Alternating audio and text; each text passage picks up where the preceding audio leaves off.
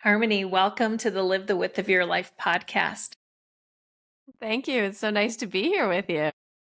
It's so good to be here with you. And it was interesting, of course, as I was preparing for our conversation, I thought we have so much to talk about because there's so many ways that our lives and our stories, I think, have overlapped. So I'm very excited to get a little bit deeper into your story, but maybe we could start at the beginning and you could talk to me a little bit about the version of you who was just starting off on this journey, the person that you were before you started doing the work that you do, helping other people overcome perfectionism and anxiety and not feeling safe in their body. hmm Yeah, it's interesting because I feel like so much of my life has really been focused on my body and like how to transform it, what it looks like. I grew up as a ballet dancer, so there's a lot of intense discipline around exercise and food, and you're always looking in the mirror and you're always like judging yourself and a lot of criticism and a lot of negative self-talk. And so the first part of my life was really colored by that lens of like not being good enough, not looking the right way, not being perfect. And I eventually ended up quitting dance. I was really struggling a lot with anorexia and bulimia and realized that it wasn't going to heal unless I stopped kind of putting myself in an environment that was perpetuating that cycle. And so I ended up going to university and studying philosophy and religious studies, which was also something that was very close to my heart. I'd always had a deep spiritual kind of connection and thread through my life as well. And so studying religious studies was really interesting to me. And I always thought I would be interested in the Christian studies because that was primarily the tradition I was raised in. But I ended up falling in love with Buddhism and Hinduism, and that led me to India and China and deep, deep, deep into a yoga practice. The kind of irony is the type of yoga that I got very immersed in is called Ashtanga yoga, which is sort of like the ballet of yoga. It's quite advanced and very contortionistic, and it's also very disciplined. You're practicing 6 days a week, taking only one day off, and the practices are like an hour to 2 hours minimum of like very intense physical asana. And so I kind of took a similar path that I had taken in my early life and brought it into the yoga, although the yoga was a little bit more connected with spiritual practice as well. So it wasn't just asana.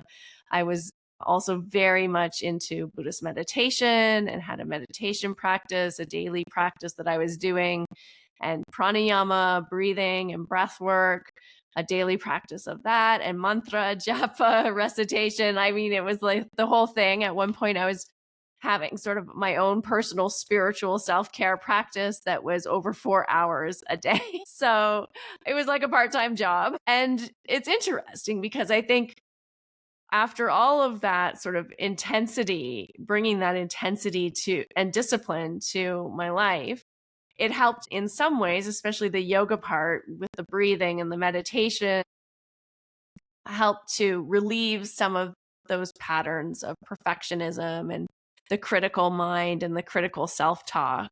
It really helped me to kind of feel the breath in the body and feel more embodied.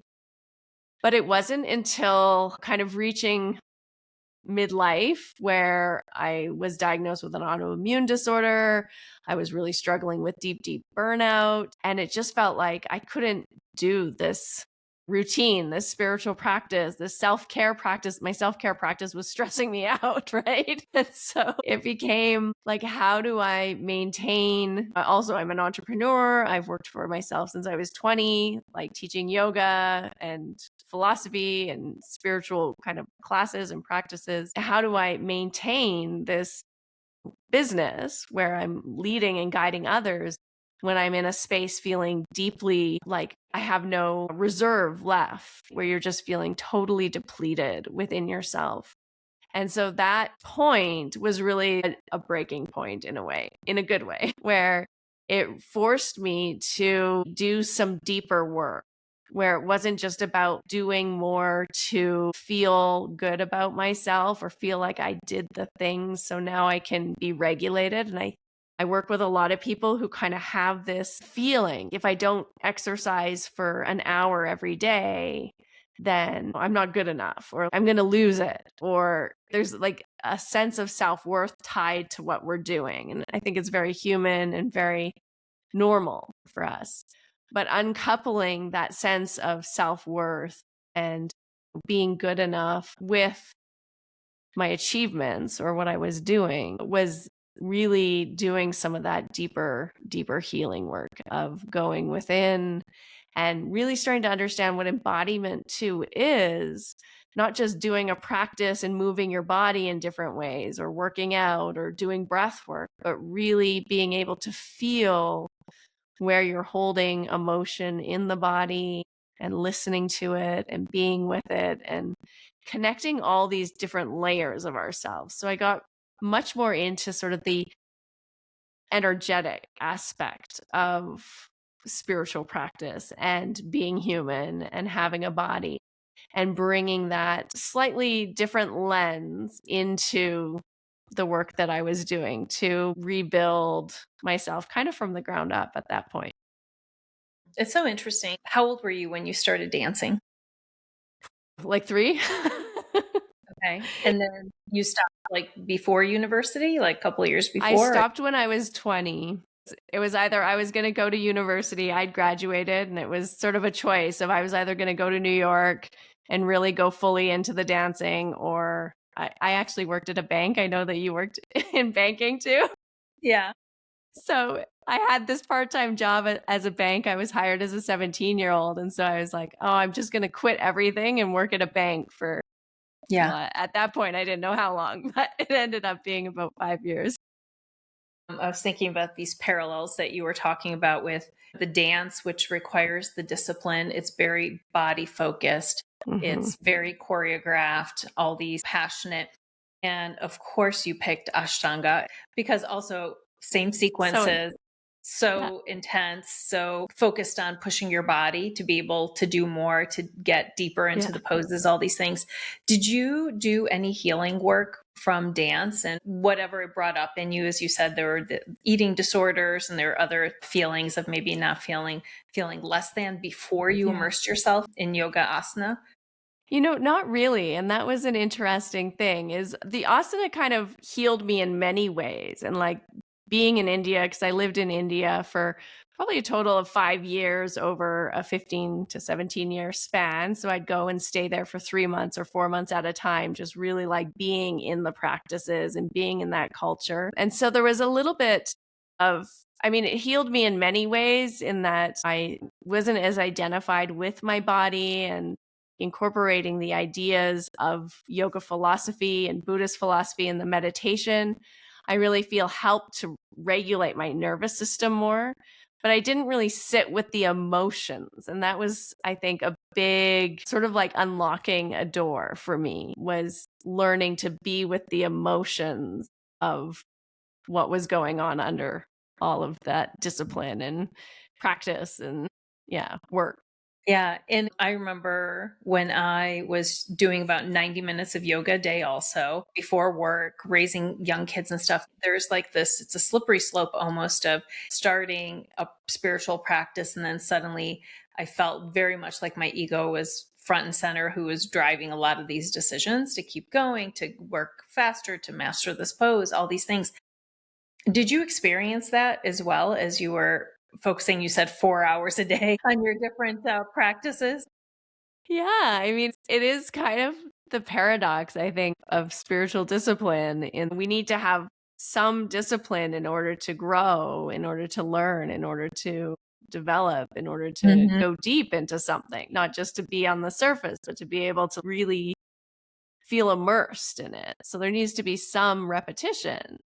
But also, our ego's so slippery. This identification that we have to achievement, to even a way of feeling in our body. Like, I want to feel light and I want to feel flexible or I want to feel strong or whatever that thing is that we're kind of doing all of these different things for, get identified with it. And now we're stuck with it. And when we're not feeling that way, there's a rub, there's a friction, there's a feeling of not wanting to the conditions that we're feeling. And so for sure, the ego, I think, is very slippery, and it's always trying to put us in a hierarchy of like better than or worse than. And it's always comparing us to other people or even to ourselves. Why I used to be able to do this last year. Why can't I do it this year? Or I'm so much better than I was last year. Like it's always placing us in this hierarchy to create identity, to create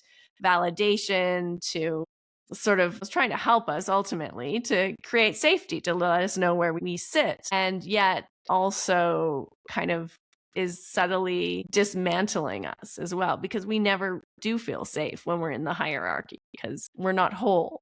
We're kind of in pieces still. Yeah, and Ashtanga is very much like more masculine energy compared to maybe Mm. some of the other practices. I think I read here that you're one of just a few women in the world that have the Ashtanga certification. Is that correct? Yes, yes. So to like officially to be certified in the Ashtanga yoga tradition, you had to go to India and study in Mysore, South India. And there was only one person, Sri K. Pattabhi Jois, when he was alive, who could grant you the authorization to teach or the certification, eventually to teach sort of the highest levels of that practice. And after he died, his grandson took over the lineage. And so then it was just his grandson who was able to kind of give you that authority or that certification. And so I received authorization from him. And then there's sort of this second level, which is the most advanced asana practices you can do. And that's called certification. And there's only about 20 of us certified. And he's since passed on. So I don't even know what they're going to do now. Wow. Isn't that interesting too? Were there mostly men? I mean, obviously, yoga teachers, especially in India, are typically men. Did you ever Yes. have any female teachers over there, or were they all male? In India, they were all male. Yeah. Yeah, interesting. What do they think of these Western women that keep coming there to get certified? Yeah, it's interesting. There's a lot going on, I think, with sort of the looking at in a deeper way, the abuses that have gone on in different spiritual communities. And it happens everywhere in the world, and India is no exception at all. And so, yeah, I mean, on one level, I think there's sort of a sense of appreciation that Westerners are coming to India to learn and to really immerse themselves in the lineage, in a tradition, to be authentic in their studies. And I think there's great value in that for anything. If you want to study Tai Chi, maybe go to the country where it originated from and learn, because the culture's so different, especially like in India. You know, we're very linear here. We think in terms of like degrees and certifications, and everything has like, if you do A and B and C, then you're going to get to D. And India is not like that. It's not linear. It's very circular and it's quite a little bit even abstract. And it's like you could do A and get to D the next day. And that's going to work for one person, but it's not going to work for everyone. Everyone has their own individual road. So it's a different way of understanding the world. Hmm. And so to be immersed in the culture, you understand something about yoga and yoga philosophy and a perspective that you don't get exposed to here in the West, because we just don't have it. We have a very different culture that's based on very different principles. And so I think there's real value in traveling to other places and other cultures, especially ones that are quite different from ours, to feel what it's like to live in that place and be with the people and understand how they think and live and experience the world, because it opens up your mind to other ways of being with things. And I think that in itself is quite healing, like realizing that there's not just one way to be in the world. There's not one way to look at things. There isn't actually a right and a wrong kind of black and white situation happening. And again, our ego likes to do that. Our ego wants to put things in a box because it makes it easy to identify. So we lose nuance, and we see that it creates a lot of problems. I mean, we're seeing them now, the results of all those problems. And yeah. I imagine it was difficult. As you said, you were in and out, moving to India, spending maybe 3, 4 months at a time. coming back to the States, experiencing that linear versus a circular or more abstract way of being more immersed in a culture that's different than ours, and then kind of coming back. Was it jarring? What do you remember of that, the entry and re-entry as you were doing that? Yeah, especially the very first trip that I did. I was there for almost 5 months, and India's very noisy. Everyone's honking. There's so many people everywhere. There's like music and there's horns and just there's noise constantly. And yet inside, I felt so quiet. Like there was just a sense of quietness inside, even though there's a lot of noise outside. Oh, it's also very dirty. When I came back after that first time, and I was 20, I turned 25 there, so I was 25 at the time. I remember it was so quiet here, and yet everything felt so loud and everything was so clean, and yet it felt kind of like fake and not real. And so I had a lot of reverse culture shock coming back the first time. When you start to do it every year and you kind of understand, you sort of learn to like, this is how it is here. This is how it is here. Again, it's like we have these little switches, these little places in our mind where we think, well, this is the right way to do it, or this is the wrong way to do it. You start to just learn, like, I'm like this here, and this is the way they do it. It's easier to make that transition. And when I'm here, this is how these people do it, and this is what this culture is like. So you tend to just like accept where you are a bit more. You create a little bit of that, I guess, neural flexibility in your brain. Yeah. Yeah. And of course, it's still hard, even though I think it was that you were talking, I was thinking about just for listeners, maybe that haven't experienced this with a foreign culture, but even going away to college and then coming home the first time. Home Yeah. is not quite the same, even if you just went a couple hours away and you still stayed in your same home country, because you're different. And now Yes. imagine what that is like when you go to a completely different place. You're learning new things, you're living and experiencing. And 5 months is a long time, and it helps to maybe dismantle some beliefs and some things you're experiencing. And then when you come home, home is not the same. Like you might have noticed things, I'm assuming, that you just didn't really notice before. So what did that do to your like ability to be present or to be more mindful of whether you were in Canada or you were in India? Like what did that do for your ability to just kind of like really tune in? Yeah, I feel kind of blessed to have had that experience and to live in different places because I did live in Thailand also for 3 years.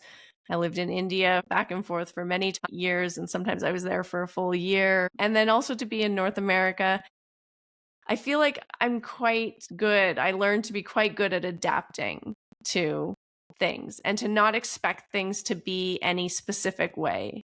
And I think that's a real strength, especially in a world that's changing so fast, is you really, I think, experientially understand that nothing is ever the same and you're not the same. And so change is really the only constant that we have. And so there is within all of that change.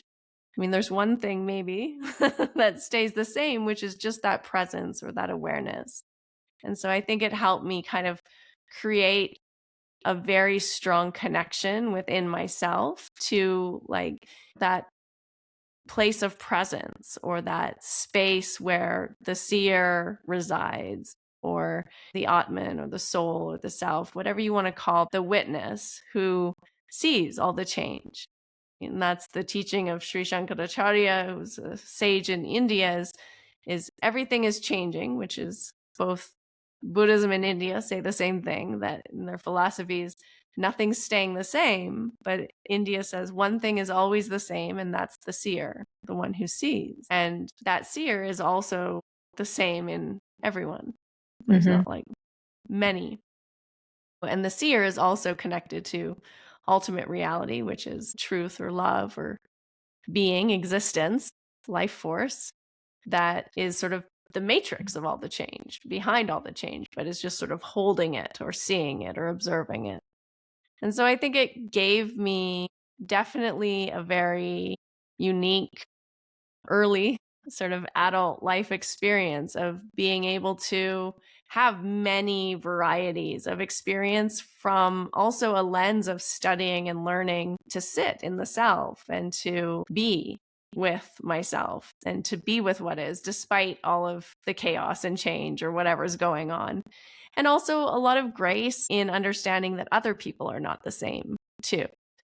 That as much as I don't feel like I'm the same person, other people are also not the same. And so it allows me to sort of let people change and be different. And I really believe that, not just from a mental level, but intrinsically, that personalities are just personalities and they're just like a character people put on. You can change your personality at any time, actually. If you want to. Most of us kind of like our personality to a certain extent, or are at least attached or identified with it. So we're not changing it so much, but we're sort of like, this is who I am. Yeah, and our sense of identity changes too. I Hmm. mean, as you Yeah. take these new experiences on and you can claim as part of your identity, because I'm sure that who you were, as you said before, and who you were after all these travels and the experiences you've had was probably different and shifted. So I'm really curious how you got to where you are today, working with high achievers, as I work with Yeah. as well. And really at this bridge, I think it was interesting when I read that you are at this bridge of between the spiritual and the business world, which I also Yeah. experience in my practice. So how did you start working with high achieving women and really helping them with sometimes the limiting beliefs and the doubts and the nervous system regulation? Yeah. So, I mean, as I said, I've worked for myself my whole life, basically since my early 20s. I started teaching yoga and worked in different capacities, like contracting to yoga retreat centers. I owned my own yoga school at one point in Canada. And then for the last almost decade now, actually, it has been a decade. I've been traveling and teaching international workshops and retreats and also running an online program. And so through all of these sort of different iterations of myself and my business, it started to see, like, at one point I was like, okay, I really want to learn more about business. I want to really understand how to run a successful business because I didn't go to business school and I just run my own business for like 25 years. So I was like, okay, I'm going to get a business coach and I'm going to take these business courses online and really start to learn about this. And what I kind of came to and understood was there's a lot of different systems or strategies you can use to build a business, and they probably will work. But if they're not aligned with your soul or your sense of safety, they won't work for you. And so I started to really bring more of this understanding of our nervous system, our sense of feeling safe in ourselves, the work that we've done as individuals on limiting beliefs or on our identity, and that running a successful business or growing your business, and it doesn't have to be business. Business is just one of the games that we can use to start to understand ourselves more deeply, start to see ourselves more deeply. That's going to bring up a lot of deep stuff because we have to stretch outside of our comfort zone. So, whenever we're stretching outside of our comfort zone, all of the patterns, all of the limiting beliefs or the insecurities or feelings of not being safe, whatever it is going to come up to the surface. And then that gets to be fuel for us to use, to work with, to transform ourselves, to kind of get to that next level or layer or awareness within ourselves. And so I realized that energy had to come first and identity had to come first before strategy. Because if you're trying to apply a strategy that should work, maybe it's like, reaching out to 10 people every day and booking clarity calls or breakthrough calls or some kind of alignment call with a client. Or if you're making sales, you have to reach out to people in order to sell the thing that you want to sell. That's really hard to do if you're feeling like, I don't want to do this.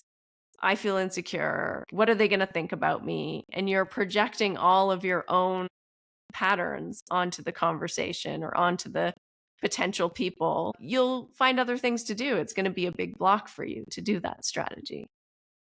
And so it's not just like there's one strategy, that's just an example. But so once you sort of start to clear those blocks, and some of those blocks are we don't really understand our purpose or what we're here to do, right? We're kind of disconnected from ourselves. And so now we're trying to do what we think other people want us to do, or do the thing that we think will make us feel successful, whether that's like, I want to make $1 million a year or something. Why? Like, what is that? That's just a number. What do you really want? Do you really want freedom? Do you really want to be able to travel whenever you want? Like, you don't need $1 million for that, actually. And so there's things that I think our brains attach to as the way that we have to do something, or like a status symbol, like I'll be successful when. And we're disconnected from our true alignment and our true sort of soul path, or our hearts of like what we really want in life. And I think getting more connected to that, to our bodies, to our energy, to feeling aligned within ourselves, from there, everything happens. Like, strategy happens automatically. You don't need to force yourself into some kind of a model of success or force yourself to do things to be successful. You just need to, yeah, find that alignment, and it feels easy. I kind of blend the two, is like, rather than just focusing on the external, I think you have to really do that inner work first, and the external will start to happen automatically. And it's so hard because I didn't learn this until much later in life. I didn't start doing this work and figuring it out until I was in my 40s. And by that point, my kids were already older and I could give them the benefit of some of this. But I remember thinking, oh, I wish I'd known this when they were younger. I wish I'd known this when they were going through high school, thinking about what do they want to study? Where do they want to go to school? Like really getting into the deep internal work first, and not saying there's only a few playbooks and here's what you get to pick from. Like, I just think we do ourselves such a disservice, and we then perpetuate it with our kids, and then schools perpetuate it. And then they get into their jobs, and then suddenly there's the carrot that's always in front of them. I think that like somehow we have to figure out a way to start this communication and a new way of being at a very young age, and to really like break some of this indoctrination. Because then what happened when I was in my 40s, I was like, wait a second, this isn't what I want. I never asked, Yeah. like, well, why do you think you want this? And what are you giving up? Because there's always a consequence. Like sometimes when we choose something, it's like, okay, well, what does that mean? Where's the balance? Something will give instead. And are you ready to make that exchange? Is that a good exchange or not? And so I love that you're doing this work. And I love that both you and I are doing it with women. But what is the average age of the woman that you're working with? The oldest woman I'm working with, I think, is in her late 60s. Mm-hmm. And she also has her own business. She's a weaver. And so she sells like yarn and wool, and also teaches people different Mhm. weaving patterns and teaches courses both online and in person. And the youngest, probably in their like 30s, early Yeah. 30s, mid Yeah. 30s. Yeah, it's kind of like women in their like middle ages, In the typically. middle, they suddenly they have enough life experience to say, wait a second. You have to have sometimes the experience to be able to go, I'm not so sure, or I thought that I would feel this way, or I thought that by wanting this or going for this, it would mean this, but then it doesn't. But the impact is so incredible when you see someone make that shift, identify what they really want for themselves, whether it's purpose with the big P or purpose with a little p, because sometimes people get tripped up on the definition.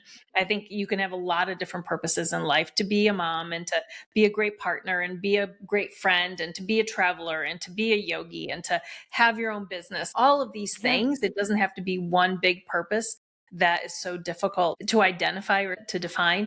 But tell me how you bring in energetics and some of these other practices, because nothing is wasted in our life. So all of your experiences, everything you've done Yeah. for yourself, I am sure you incorporate with your clients today. So what does that look like, especially for people that maybe don't have a background in some of these different modalities? Yeah. Yeah. I mean, I love that you're bringing this up, because that's something that I coach on a lot, something I also get coached on a lot, which is like, how do you balance all of these demands, these responsibilities, these roles, these priorities? And like, how do you do all of these things? And it's like the ultimate question, I think, especially for women of a certain age. Yeah. You got the kids, you got the aging parents, you got the job, you got yourself, you got a partner, maybe, Yeah. probably a dog. And so it's really the question of how can you be present and maintain that connection to balance? Because, when we're relaxed, everything feels easy. And relaxed doesn't just mean like binge watching traders or something. It's like when you're relaxed inside and like you feeling trust and you're feeling like it's okay. It's going to work out. I got this. You're feeling at ease within yourself. Things go smoothly. When you're feeling conflict and war and resistance to reality, to life, to what life is asking you to do or within yourself, that creates the dis-ease. It creates the conflict or the disorder of our lives. And so I guess to your question, so much of the work I do is really about bringing ease back into our nervous system, into our body through breath, through hands on the body. So typically, like a session would be, we would look at what do you want to work on? What are you working on? Are you building clients? Are you creating a course? Are you trying to balance all these different things? Like, what's the struggle? What do you want to kind of focus on? I do coaching, so we do some coaching around that, like what's coming up, where's the issue? And then usually there's some embodiment practices, which are very easy, very like feeling into your body, using breath, asking your body certain questions because our body has a language of its own. And our body is just the densest form of our energetic field. Like we are just frequency machines. I mean, actually, we're not machines, frequency beings. Our body is just like emitting frequency and it's also absorbing frequency. And so everything we do, even just listening to this podcast as a listener, you're absorbing the frequency of sound. Your brain is now making sense of the words because you understand English. If you didn't understand English, it would just be sound. Same with light. If you're watching or looking around while you're doing this, again, you're just absorbing light frequency. That's it. It's not, your brain is making up what it's seeing. You're not actually seeing any of these things. It's just telling you what you're seeing because it's light frequency. Same with touch. Touch is frequency. And we think, oh, that's a hand on a hand, but what is it really? There's a little bit of warmth or pressure, or it feels inviting, or it feels not inviting. We're having a reaction to the frequency. Everything in our entire existence is really just us absorbing frequency and also admitting frequencies. And so when we start to ask our body what it needs, what it wants, and like breathe into areas of our body, because our body and our energetic field as well, which is all around us, is holding memories and emotions and beliefs and ideas. And so as we start to really drop in and listen to the body through breath, through awareness, through presence, the body is going to reveal where it's holding that tension or that belief or that emotion or that resistance. And as you presence it and be with it, it starts to move, shift, change, dissolve, do whatever. Or it's just as seen and it doesn't change at all. But I mean, anytime you see something, anytime you bring presence, something will happen. It's going to open in some way to reveal itself because you're welcoming it, because you're being with it. And so as you do that, all of the struggle starts to kind of shift or move, or you see it in a different way. You come into relationship with it in a different way. And then from that space, from that place, strategy or your next steps become really clear. And that then moves you forward in whatever direction you're meant to go. Oh, And it's so good. yeah, it's just like combining all of these tools that I have in my back pocket and bringing them into a session to really like bring our body and our energy and our mind and our emotions into the sessions. So we're like really addressing the whole person as it relates to whatever it is that you want to create in your life. Harmony, it's so good. And if people want to work with you, if they're like, you know what, Yeah. I really feel like this would align to what I'm going through, what is the best way that they can find you? Yeah, I would love to be in conversation. If you have any questions, you can find me on Instagram at Harmony Slater Official, or you can reach out to me on my website, harmonyslater.com. Yeah, just drop me a message. I'm like really in all the places, but those are probably the easiest ones to remember and to come find me and say hello. And I'd love to just hear if something resonated with you in this conversation because, yeah, I love chatting. And then you also have your own podcast. Oh, yeah, thank you. I always forget about that part. I have my own podcast called Finding Harmony. And yeah, I would love we have these conversations about how to integrate, incorporate spiritual practice or self-care practices into your life to enrich wherever you're at. So we have all kinds of very interesting guests on, from coaches, healers, yoga teachers, anyone, psychedelic therapists, anyone who's interested in really understanding what it means to be human and to have a spiritual, I guess, to have a human experience as a spiritual being, and how to, yeah, incorporate different things, different tools, different practices into your life to really have an enriching experience while you're here on the planet. Absolutely. So good. Yeah. And I ask all my guests a final question, which is, what does it mean to you to live the width of your life?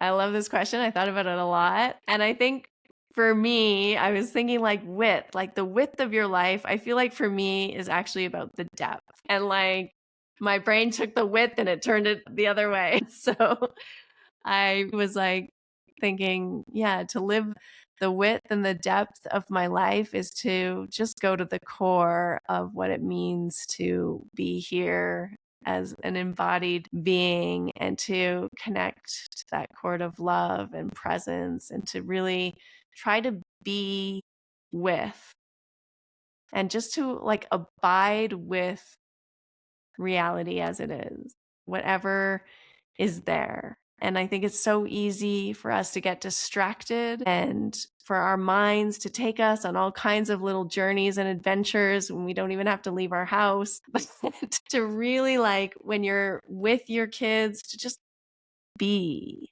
with them. When you're doing your work, to be with your work. If you're going for a run, be in it. Like, what does it mean to just feel your breath, feel your muscles, feel your body, like connection? Just be in that experience as it is. And of course, none of us are perfect. It's a constant remembering to be present. That's right. That's why it's called a practice. That's right. Harmony, it was just been such a pleasure speaking with you. Just wish you so much continued success for all the amazing work that you are doing in the world. Thank you. Thank you so much for having me. It was so nice to connect with you today. Until next time. Yeah.